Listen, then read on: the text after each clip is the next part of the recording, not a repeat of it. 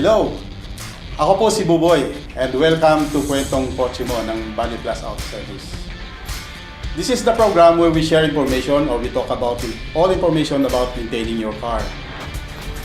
On our episode today, pag-uusapan po natin ang tinatawag na PMS. Ano ba ang PMS? Actually, when it comes to cars, ang ibig sabihin ng PMS ay Preventive Maintenance Service.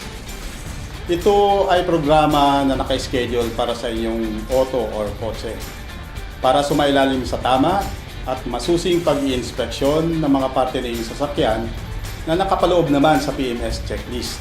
Narito po tayo sa ValuePlus Auto Service sa Las Piñas. Nais ko pong ipakita sa inyo sa araw na ito kung paano po namin ginagawa ang PMS sa ValuePlus.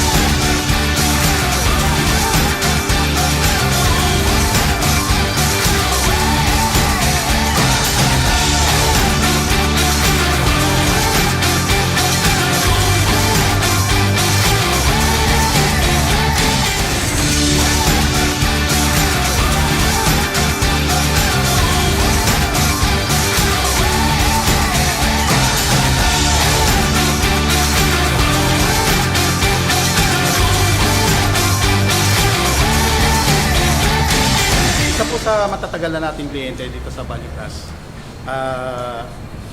si Sir Jos, ito, andito na naman siya para magpagawa ng kanyang Hilux. Uboy. Good afternoon, sir. Oo, sir.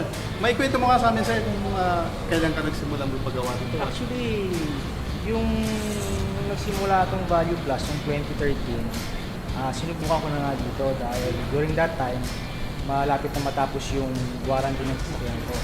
So sabi ko, dahil patapos na naman yung warranty, ba't di ko subukan dito?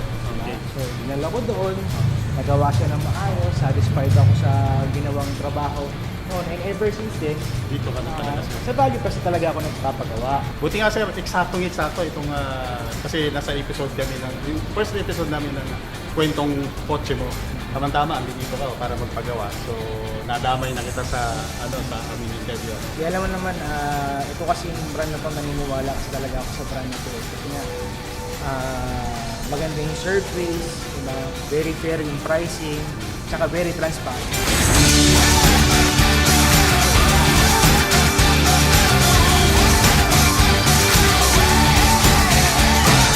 Kaya tara, magpa-PMS na po kayo sa ValuePlus or BPS para maiwasan ang anumang breakdown ng inyong sasakyan.